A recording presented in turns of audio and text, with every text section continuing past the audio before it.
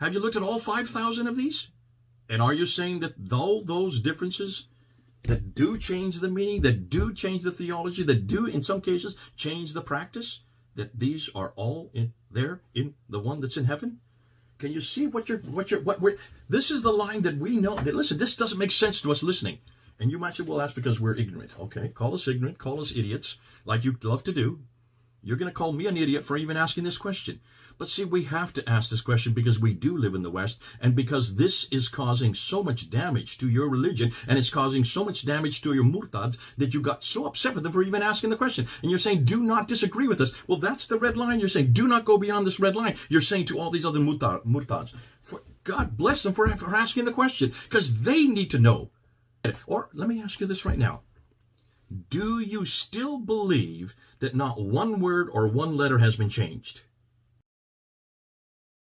As for the Christian missionaries who are out to convert to the Ummah, good luck with that. You've seen in the last, if you haven't learned anything, learn at least that missionary work has never been successful, and alhamdulillah, it never will be successful. I'm not trying to come off as dismissive, but they are not real academics. The reason why I don't listen to them is because they have nothing to offer of my benefit. Now, I want to be clear here. I do listen to many non-Muslim academics. I am very engaged in academia. I listen to and I read books written by Quran scholars that are not Muslims. They're in the academy. Recently I purchased a super expensive book by Brill. You have to do that. And I engage with actual academics. I want to be very clear here. But these missionaries in particular, they have nothing to do with the world of academia. They are untrained, unqualified, ignorant, arrogant individuals who spout ridiculous claims that don't have a shred of credibility amongst actual academics. They don't even read Arabic, and they are literally like blind mice grabbing at whatever they can, trying to concoct a completely bizarre narrative and then preaching some garbled rubbish to their choir, who obviously have no clue, as to right and wrong about the religion of Islam. And because they have repetitively done this, I will have to break my rule and just for once give these idiots the smackdown that they deserve, to show them, because they have no integrity, to show them that they are utter fools who should not and cannot speak about the religion of Islam, because they are a disgrace to the field of academia. They are untrained, ignorant people who don't have a clue about what it really is that they're talking about. Yesterday, for the first time in my life, I swear by the Creator who created me, wallahi wa billahi wa tallahi, I looked at the series of topics and I chose one at random, completely. As Allah is my witness, I swear by the one who created me, this is the first link that I clicked on, and within 5 minutes of just scrolling through, because I'm not going to listen to cover to, I don't have time to listen cover to something like this. Within 5 minutes of going through, this is what I found. Listen to this. And then he sent to every Muslim province one copy of this original. One to every province. Now let's see, what provinces is he talking about? Well, he's talking about the province here in Mecca, Medina, Basra, Baghdad, Damascus, Jerusalem, Alexandria, Cairo, Herat, and Nishapur. There's the word I was looking for, Nishapur. I knew it had a pur in it. Nishapur. There are the 9 provinces. Now, let's put aside the fact that the earliest references about the number of Uthmanic Mus'hafs is 4. Basra, Kufa, Sham, and Medina. Some added Yemen, very few sources added Bahrain, but 4 is the correct number. Let's put that aside, that, because I'm not aware of any reference that says that Uthman radiallahu anh sent out 9 copies. Let's put that aside. He mentions 9 cities. Now, realize this is not a slip of the tongue. This is not just, he's sitting in front of an audience and he's speaking from his head, because I understand. I have made such mistakes, when you're sitting in front of an audience and you just say something, sometimes you say a word you don't mean or intend. No, these are his prepared notes. This is a PowerPoint slide that he's prepared, and he has material on his website that is exact same. He is publishing material in this regard, and he mentions that Uthman radiallahu anh sent mushafs to 9 cities, to in 9 places, right? And in that list, he mentions that Uthman radiallahu anh sent a copy of the Mus'haf to Baghdad, the city that was founded by the Abbasids as their capital in the reign of Abu Ja'far al-Mansur, a city that did not exist for at least 120 years after the death of Uthman radiallahu anh. So allegedly Uthman is sending a copy of the Mus'haf to the city of Baghdad. And then here's the clincher. He also sends one allegedly to Cairo. I mean, guys,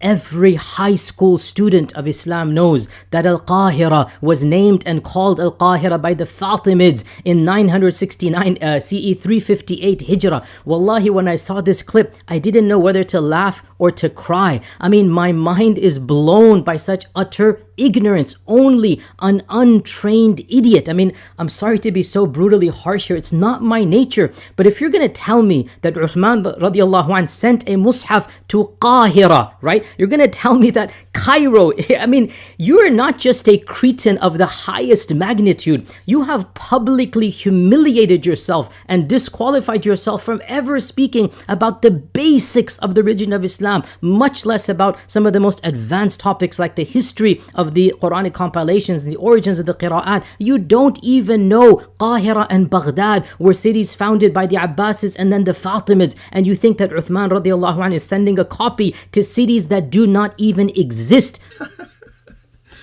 Oh dear, did he even realize that I'm using modern names? I always use modern names so people know what I'm talking about. Of course I did use the word for Baghdad in the 7th century, or by the time that Muhammad would have been living. In the 7th century, it was known as Ctesiphon. No one would... if I were to say Ctesiphon, then of course none of you knew what I was talking about, because you don't use that today. So I use Baghdad, because that is the name that was introduced by the Abbasids in 749 or 750, the mid-8th century. That's true. Remember, if you want to... But then he went to really confronted me on the word Cairo, that I shouldn't have used this, because the name that existed at that time was Qahira. Well, that's not true either. That is not the name that was used in the 7th century. And I'm a little surprised that he made this huge error. Qahira is actually the Arabic equivalent to what we would say Cairo today. But Qahira, if you look at it, it was introduced in 968 by the Safavids. But what's fascinating, that is the 10th century. And he did say the 10th century that Cairo was introduced. No, but then he said the word I should have used is Qahira. No, Qahira is Cairo. It's the Arabic equivalent to Cairo. What would have been the name in the 7th century? Fustat. Fustat is the name that was used in that city, because remember, it used to be called Memphis, but Fustat is the garrison town outside of the city that the Muslims, or in this case, those who took over and conquered Egypt, that's the word that they would have used, the name. So he even got that completely wrong. Now, I'm not going to sit there and berate him for that, but I'm going to ask him to be careful when he's quoting me. Make sure he quotes me correct. At least we do that with him. Whenever we quote him, we actually film it and put it up there so you can see. And make sure that you understand that when I'm talking about an ancient city, I'm not going to use that name unless I'm specifically referring to the name of the ancient city. I use the modern name today. And that's why it's important that he makes sure that he doesn't put up in this case, it was a straw man, and then he just tried to confront the straw man. He then went and he spent a bit of time on 2 other areas, and they had to do with this material, actually, with this book here, Daniel's book. And it's a video that I put together, I'm thinking it was in May of 2019, so over a year ago. And he made 2 major points on that and really confronted me. The first one is this idea of dumping the Hafs text, that was chosen by Muhammad ibn al-Husayni al-Haddad in 1924. And that I suggested that all the Qurans in the world were dumped in the Nile. So I'm looking through these lists here. I see another one, which is relatively recent compared to the other one. I said, okay, let me log on to this here. Here's what he has to say in this clip. 1936. Right.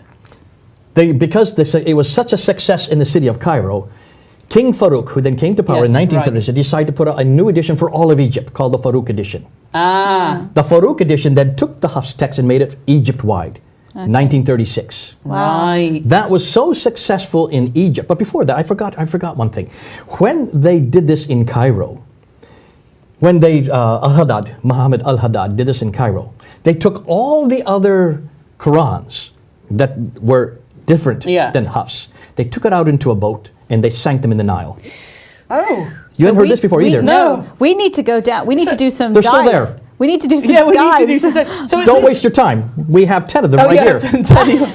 We've already found 31 of them. Like, Now this one actually did get me laugh out loud. Literally, I LOL'd when I saw this. This is comical. So apparently, all of the mushafs of Egypt in the reign of King Farouk, which is barely a century ago, that were not hafs, they were taken on a boat and they were dumped into the Nile. And now we have to go scuba diving to go retrieve them. By the way, I'm a scuba diver. I'm an advanced rescue nitrox certified scuba diver, over 200 dives. So if you need a diver, believe me, I'm more than happy to go diving anywhere. Wallahi, where does one begin? I mean, you do realize, Mr. J, you do realize that, forget how ludicrous you sound, the sheer quantity of Qur'ans that would meet your criterion would not just sink a boat, they would block the entire Nile. I mean, I don't even understand. Do you listen to yourself speaking? You think all the copies of the Quran that didn't conform to the quote-unquote version, which again shows your ludicrousness, there is no version. It is a printing that is being printed for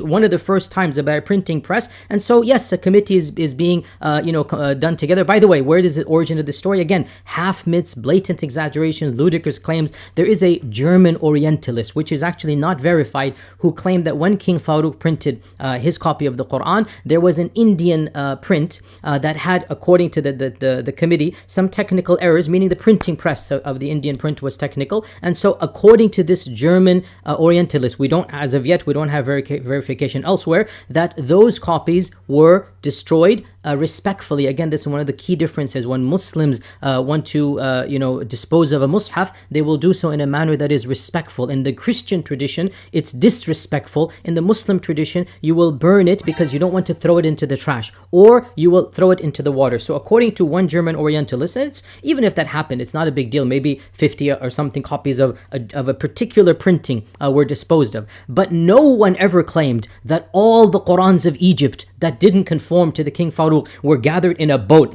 as if they would fit in a boat, and then dumped into the Nile. Utter ludicrous. I went back to look at the video and I didn't see where I said that. I never said all the Qurans in the world were dumped. He didn't even understand. I guess maybe he just didn't watch the video very carefully, or I don't think he was intentionally trying to misquote me. It was actually a joke. If you notice, we're laughing about it. We're saying, isn't it interesting that they took out the other 29, we're assuming that there were 30 official ones. Hafs had been chosen in 1929 to standardize the test for high school students. High school students were coming and doing standardized tests, and they were coming up with all kinds of different references, Quranic references, that didn't agree. And this is the problem with the Qur'an. That's why they all are so different, and that's why they still are being printed today. So when you memorize it, you want to memorize it with the script that you have grown up with, the script that you have memorized. You want to make sure that there's a printing of it. And so in order to standardize these tests in Cairo, in the city of Cairo, they had to throw out all the others and ask Muhammad ibn al-Husayni Hazrat to choose one, and he chose the Hafs. And then they took the other ones. When I'm saying he took the other ones, the other ones of the high school students there who had brought them to the schools, those were taken out. And this is nothing more than a symbolism. It's symbolic, throwing them into the Nile. Of course, no one would suggest, and I don't know where he got this idea that I was making a suggestion that all the Qurans in the world at that time were thrown into the Nile. Anyways, nonetheless, he seemed to make completely misconstrued. And then he went on and he talked about the Farouk, that this was actually, the story comes from the Farouk edition, which is in 1936, which is then chosen for all of Egypt, that book. And he suggested that had to do with a German scholar.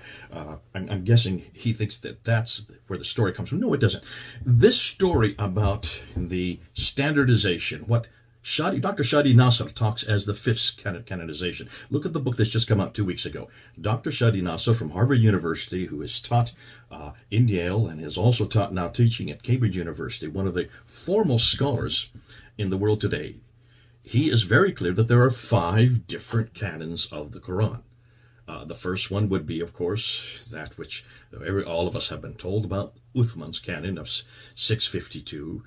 Interesting, Dr. Shadi Nasser is not writing a book on that one. I think the reason possibly is because there's nothing there to look at from 652. The second would be the Ibn Mujahid from 936, where the 7 readings were chosen. And the third one would be the Shatibi, I guess is the best way to pronounce it, in 1194, the 12th century. The fourth one would be Al-Jaziri, which he does refer to in this. He just kind of gives a reference to it in this video.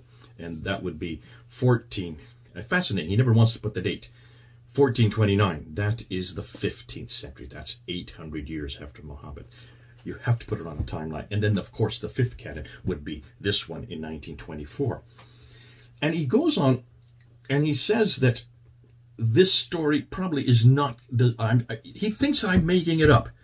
He has a claim that is so preposterous. Wallahi, you wonder, is he even intelligent? Does he understand what he is saying? He says to his two co-hosts or colleagues there, who are another story altogether, if you look at what they're saying, that he says to them that, he talks about this King Fahd version of the Quran in 1985, meaning the Madani, Mus'haf printed by the King Fahd complex. And then he says, listen to this, that he's going to make a secret reveal on their show. For the first time in history, he's going to come out and tell them the truth about something that nobody's ever heard. Okay, Mr. J, what is this amazing truth you're going to tell us? Listen to this, guys. And I wonder truly, does he know he's lying?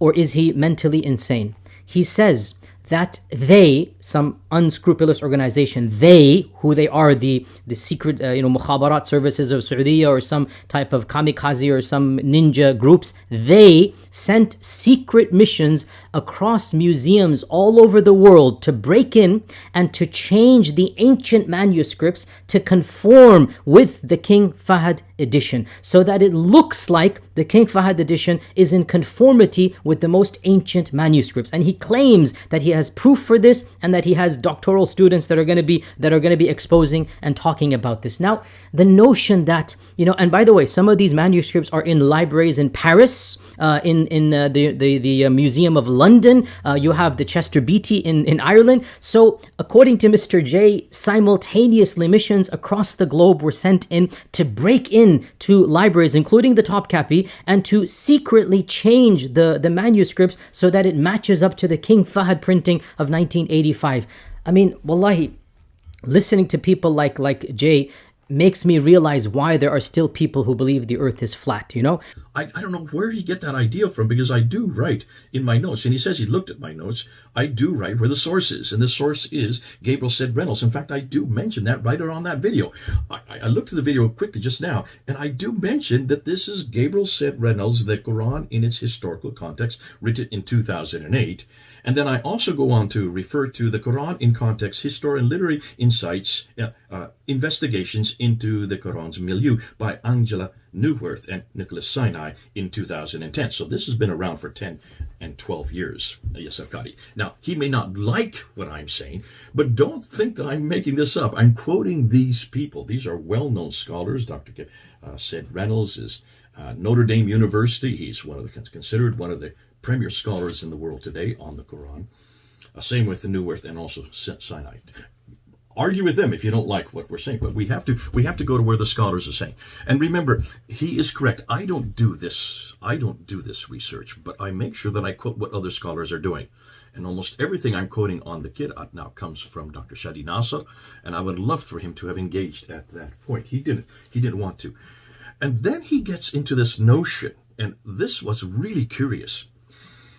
He says that, and this is fascinating, because in that show, I look at the camera and said, I'm making a statement right now that if King Fahd, the King Fahd edition, which was canonized, or which was chosen in 1985 for the whole world, and as the Hafs as a standard text, if this was happened in 1985, and at that time it was 34 years ago, now it's 35 years because this was over a year ago when I made this video, then I said that it looks like that somebody there was no standard in order to make all these 4,000 changes that Dr. Brubaker has come across. Now, what's fascinating to me, I said that, I looked at the camera, I'm making this claim here. that this all has had to happen since 1924. Now, since that time, and this is where, and I thank Yasir Qadhi. He was correct. I shouldn't have made that claim a year and a half ago, and I don't make it anymore. I'm very careful not to, just because. Can you see how idiotic that is? And in fact, I have said it a number of times in my videos that you cannot make that claim anymore. I did it a year and a half ago, but I can't make it anymore because there was no way that anybody could change it. So it's obvious to me that these changes had to be made possibly during the Ottoman Empire, when the Ottoman controlled many of these manuscripts. My assumption now is that these changes probably had to be made during the Ottoman Empire for two reasons. And this is now November, as I said, November the 26th. And I may have to change this. You're right. And Yasir Qadhi can slam me for it if he wants to. But this is where I'm asking for people to listen. I'm suggesting now that these changes have happened since the Ottomans came to power. So we're talking possibly 800 to 800 in the last 800 years. But I'm saying that for two reasons. One is because we do know that the Ottomans did choose the Hafs as their Qiraat. That's the Qiraat they favored. And that's why Muhammad ibn al-Husayni al-Haddad chose the Hafs in 1924, because it was the choice of the Ottomans. So if that is the case, then, and they would have controlled almost all of these manuscripts, 13th, 14th, 15th, 16th, 17th century, up until the 18th century, up until the 19th century, when the Ottomans in 1924, 20th century in 1924, when they lost their empire. If this is the case, then I would suggest that that's probably when all these changes happen. So we're talking about hundreds of years, over 100 years. But I'm doing that for a second reason, too. And I'm putting this out there. So don't get me and call me all calls and names, but understand what I'm saying.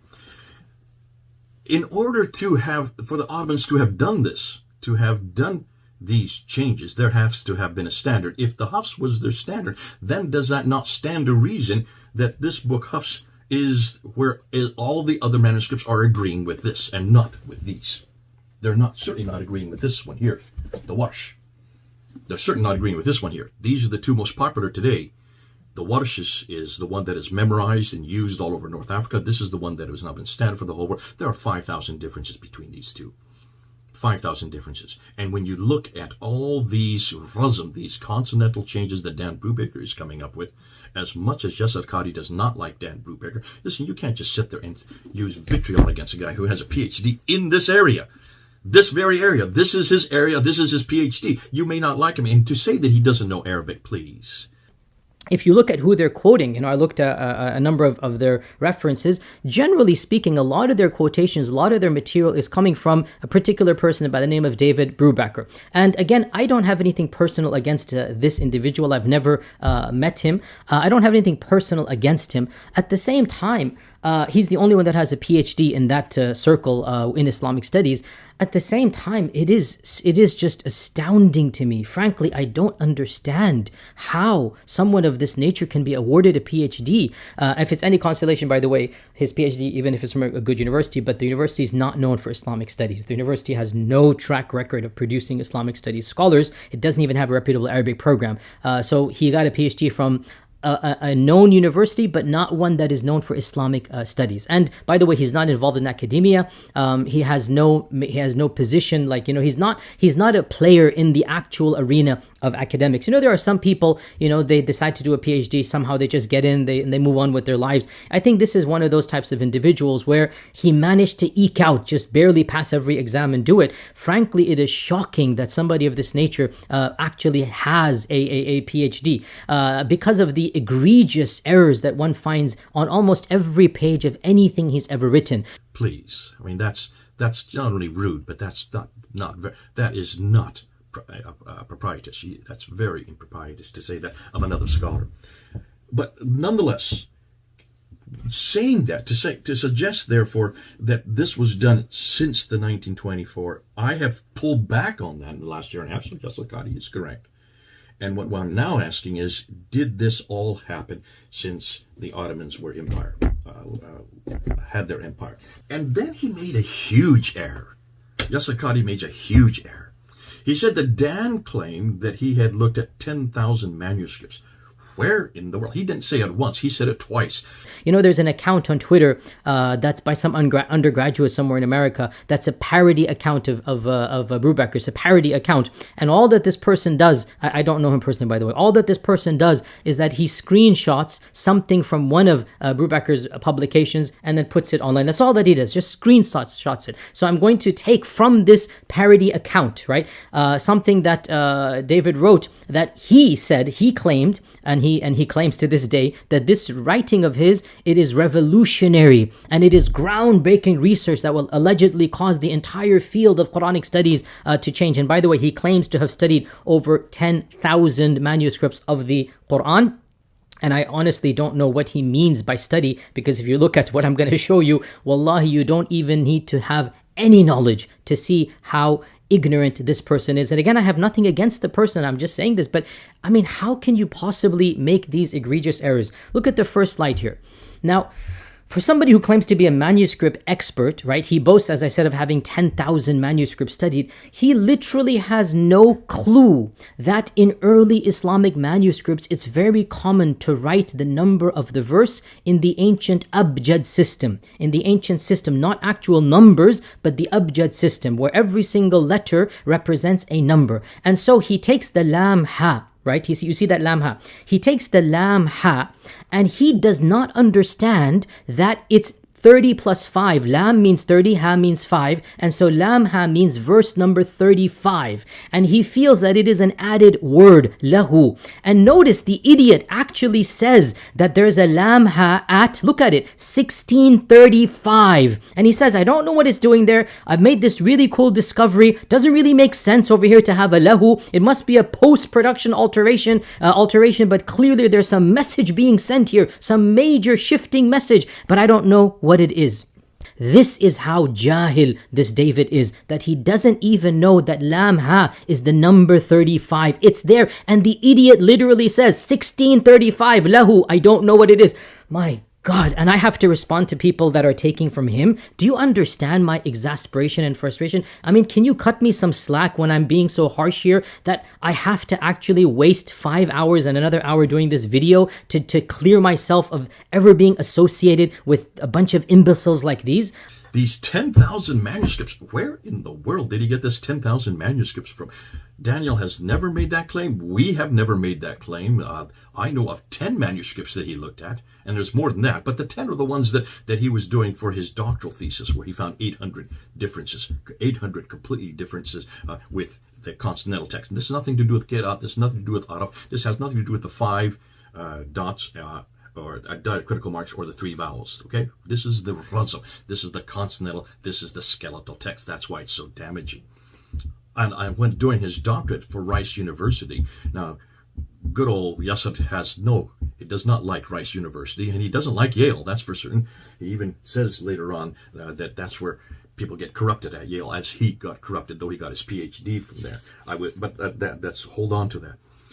10,000 manuscripts. Yasir, I don't know where you got that from. I would suggest that you be careful how you quote Dan. He's never said 10,000 manuscripts. And he says, therefore, all of us, David, myself, and Daniel, we are ultra-crepidarians. You know, actually, there is a word that comes to mind. I mean, it's still in my head from my GRE days. Almost 20 years ago, I took the GRE. And there's a word there. What is it? Ultra-crepidarian. Ultra-crepidarian. That's the word. Look it up. Ultra-crepidarian. Ultra-crepidarian is a person who not only speaks outside of his area of expertise, he speaks way out of his league, but he also feels the need to announce to the world that he is an utter idiot. This is the word that comes to mind when I'm dealing with these people. Ultra-crepidarian. Memorize it, and I hope that inshallah ta'ala, if one thing comes out of this lecture, please, O Muslims, that are involved with this, start using this word and popularize it again, because that is exactly what these preachers are. Ultra-crepidarians. I would suggest much of what you have shown from this video that you would also be part of the list. Come and join us. Yes, it looks like we're all ultra-crepidarian. So I'm probably going to title this an ultra-crepidarian response to Yasir Qadhi. Finally, he gets to the holes in the narrative. To be fair, I did use language that I regret. And the claim that there are holes in the narrative is employing language that did create confusion. And I apologize, I ask Allah's forgiveness for that. There's simply no excuse, and I learned from my mistakes. And my senior ulama that I look up to asked me to get rid of the interview because it's going to cause more confusion. There was no covering up. I just don't want to cause more confusion. But when these missionaries are persisting to take that clip and then pretend that my topic is somehow related to their incompetency, I have no recourse except to go public and show people that I have nothing to do with these Cretans whatsoever. And I had to waste a few hours just to quickly show you their level of incompetence. And as I said, I swear to you, I have not spent more than 5 hours. And even that, I regret that I had to even spend 5 hours. Can you imagine if somebody actually, dedicated more time to go over their mistakes and show how utterly juhal these people, they're not even worthy to preach a basic course of Islam at the middle school level, much less speak about some of the most advanced issues of ahruf and qira'at and preservation of the Quran.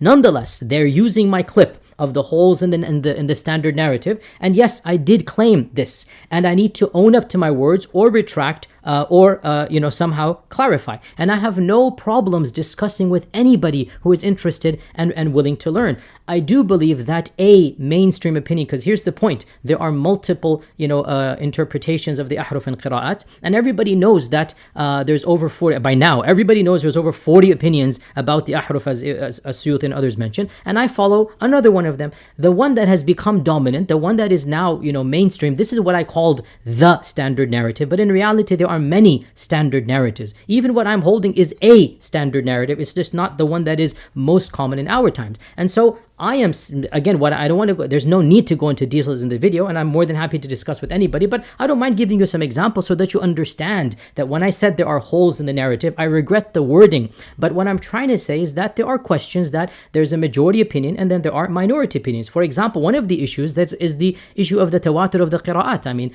I believe that the qira'at are mutawatira in their essence and syntax, but not necessarily in their specific choices of each and every rawi, of each and every tariq. And by the way, this was the position, the later position of the giant Ibn al-Jazari. Initially, Ibn al-Jazari said that everything is mutawatir, and then towards the end of his life, he also came to this position, which is basically one of my disagreements with now what is the mainstream. Another thing that I disagree with as well is the origins of the differences of each and every tajweed rule, each and every pronunciation of the vowels, right? As maybe anybody who studies the qira'at is aware, there are so many tajweed rules, there are so many ways to pronounce things. So for example, وَالضُّحَى, or you can do imala sughra, وَالضُّحَى, or you can do imala kubra, وَالضُّحَى. You can do it all of these three types, right? Now, did the Prophet himself recite it in these three ways, which is what mainstream says? Or did he allow some of the Sahaba to recite in their dialects, and that became accepted, and that is accepted as a part of the Quran as well? My position is the latter, not the former. And by the way, even Ibn Taymiyyah clearly says that many of these differences, the pronunciation differences, they go back to the Sahaba and to the dialects of the Arabs. Okay, so this is another thing that I might disagree with the majority opinion. Also the development of the orthography of the Mus'haf. Again, if you study the evolution of the ancient Arabic script that was first written down in what is called Ma'il, and then Hijazi, and then Old Kufic, and then Modern Kufic, and then Nasta'liq, and then along the way you have orthographic changes coming. For example, the word Qala was typically written back in the day with Qaf Lam, and later on it started being written by Qaf Alif Lam, right? So again, this is something that I'm advocating, and many scholars of the manuscripts advocate this as well, that there was some spelling changes. What's the big deal if instead of spelling color like the British spell it, you spell it like the Americans spell it? It's the same word, right? So these are some of the things when I said holes in the narrative, which definitely, I regret. It shouldn't have, made it such a big deal. But yes, there are opinions that I hold that are not the dominant opinion. And every single one of these opinions deals with some minutia, some abstract issue that I respectfully have a position that, alhamdulillah, has precedence. It has scholarly backing. I am not the first, and I'm not the only, and I'm not going to be the last. The problem that happened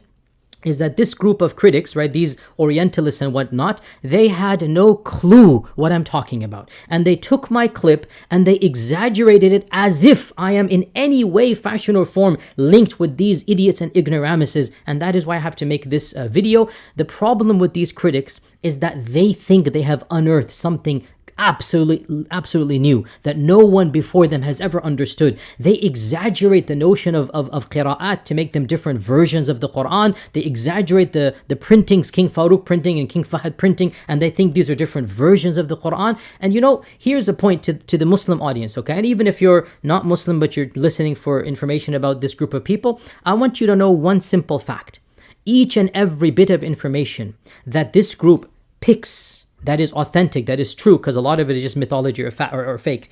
Each and every bit of it that is true, they're finding from within our sources and references, and our ulama, not only were they well aware of these differences, but no one in human history ever considered anything of this to be different versions of the Quran or different competing texts of the Quran. This is sheer lunacy. This is stupidity. The vast majority of these differences are pronunciation. The qira'at themselves, the bulk of the differences are tajweed and pronunciation related. I mean, for example, let me just think of an example.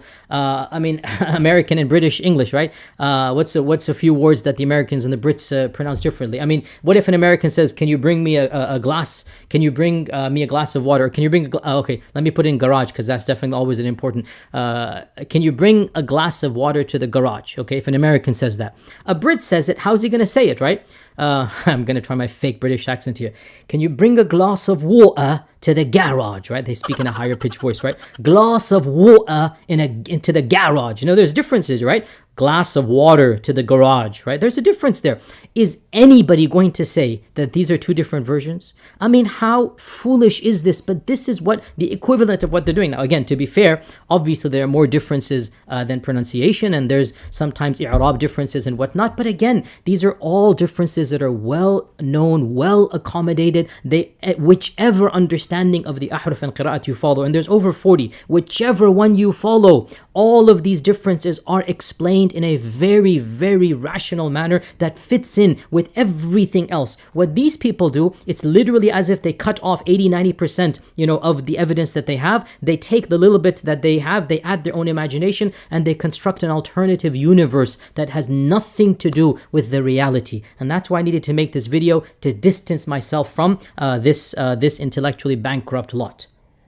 And the only thing he's really talking about is the word holes in the narrative. That's all he wants to talk about. Because then he goes on and says that the tajweed new rules, these are nothing more than vowel pronunciations. And today that's true. They are vowel pronunciation, but they're in a written text. The 5 dots and the 3 vowels are to give you the delineation of which are the different ways to pronounce it.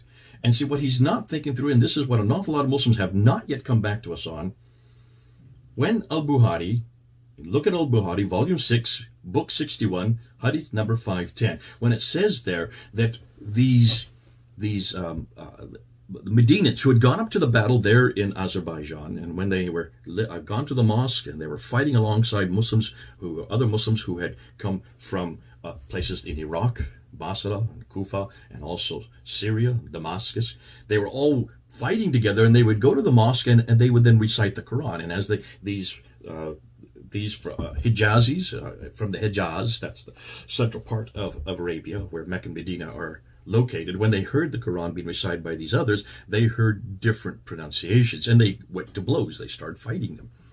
So Hudayfa has to come back. He runs back down to Medina and he insists that Uthman standardize the text so they don't have many different Qurans, like supposedly the Christians and Jews have many different Bibles, is what they're saying there. Now, what's fascinating, what does Uthman do? He acknowledges it. He gets Zayd ibn Thabit to then rewrite the Quran in the Qurayshi dialect. This is the dialect that they claim, and we're coming out with lots of ideas about what this Qurayshi dialect is. Nonetheless, they're claiming that he then wrote it in the Qurayshi dialect, handed it to Uthman, and then Uthman sent it to 5 cities: Basra, Basra, Kufa, and Damascus in the north, and Mecca and Medina there in the south, in the Hijaz. And then he took all the other manuscripts. Are you listening to this, Yasir? Dr. Qadhi, are you listening now? He took all the other manuscripts and burned them. So now stop and think. How can you burn pronunciation? Unless, of course, you have the dots and the vowels. You have to have the dots and vowels to be able to see a difference in pronunciation. If you're burning manuscript, you're burning paper. You're burning books. Help me here. Come back with me here. I've not seen any Muslims really respond to this. And this is something that Yasir just said it really flippantly right off the top. This is nothing more than vowel pronunciation. This is nothing more than dialects. Okay, so they're dialects, but they have to be written on a paper. They have to be written in a dialectical form. And these dialectical forms have to have 5 dots and 3 vowels to understand the different dialect in a written text. That is what this is. And the first one is this guy right here, Ibn Amir. This is the first of those to be written in a dialectical form that is different. And he is from Damascus. And his date is 736. This is the next century. This is right well into the next century. And all these other ones, the 30 that are made official, they go all the way up until 912, the 10th century. So from the 8th century up until the 10th century, you have all these different dialectical forms that are written using the 5 dots and the 3 vowels. Yasir Qadhi, this could not have been a problem. This could not have been just dialectical differences in the 7th century, because there were no dots and vowels to make it understandable in a written text. Okay? Are you help me out with this, because this is something I've yet to see Muslims really respond to. How do you burn, therefore, pronunciation if it's just oral? Obviously, this is not oral. These are written. You burn books, you burn paper. That means it had to be written differently, and we know that these different writings do not even appear for another century. Well, 80 years. Okay? And then he says this is nothing more than different ways of saying wa or water. Wa. Well, okay, if that is so, you can pronounce it different, but how do you write that in a Quranic text? How do you write it in the Arabic script? Wa versus water. How do you do that in the 7th century when there's no dots and no vowels? Bingo. I think that's what I'm asking you. As for my Muslim critics, for those that have never studied, I'm speaking out to those that have never formally studied Islam, those that are really not qualified to take on debates within, scholarly circles within Islam. I'm trying to be gentle. Please, my dear brothers in Islam, you are not giving da'wah when your main focus is to refute other du'at. You need to fear Allah subhanahu wa ta'ala and just sit down and be quiet. You have done enough damage in your overzealousness to declare other Muslims and other people of knowledge and other students of knowledge and maybe even other scholars to be deviant.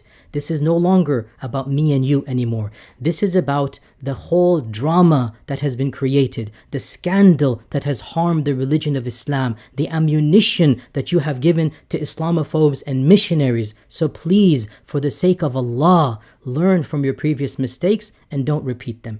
Leave refutations to those who are qualified and concentrate on teaching the people that which will benefit them. If you really feel a certain individual has gone astray, go to those who are more senior to him and you. Go to those who are the seniors in their age and their knowledge, and there are people I look up to. Wallahi, one Shaykh said to me, take the video down. Hundreds of people that are Twitter, whatnot, they were saying, they're not people that I'm looking to for knowledge. One Shaykh said to me, take the video down, and khalas, sami'na wa ata'na, because I respect that particular person as somebody who is senior to me in age and knowledge. I listen to my elders, insha'Allah ta'ala. This video is not meant for them.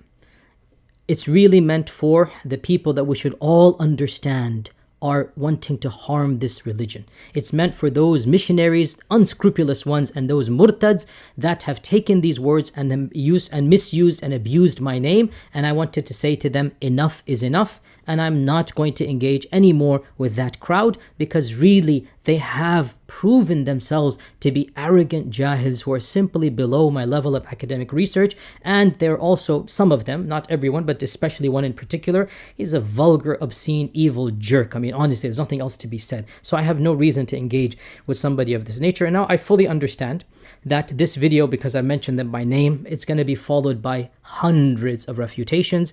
So be it. I mean, I have one life to live. If they choose to waste it, barking after every single issue that they want, that's their business. As for me, I want to leave a productive legacy when I'm gone, and I want to do that which is going to be beneficial for myself and my Lord and my Creator. And I tell these Christian missionaries and these murtads, you do as you please, I am doing as I please, and Allah subhanahu wa ta'ala will be the ultimate judge, and Allah will show who is the real one, who is sincere, and who is the one who is worshipping Him. And with this I conclude this video, and inshallah until next time, Assalamu alaikum wa rahmatullahi wa barakatuh. Let me start with this question first. Here's the first question. These many qira'ats, which one of these is the one that's in heaven? Which one of these is the one that was revealed to Muhammad between 610 and 632, that 22-year period? Which one of these, and I just have 8 here, there's 30 of them, actually I have 9 with this one here. Which one of these is the one that Uthman commissioned Zayd ibn Thabit to write in 652? And that's what Muhammad Hijab was asking you. When he put his hand out there and he said, I'm giving you a blank sheet of paper, a blank mushaf, what Quran, which qiraat, which aruf are you going to put there?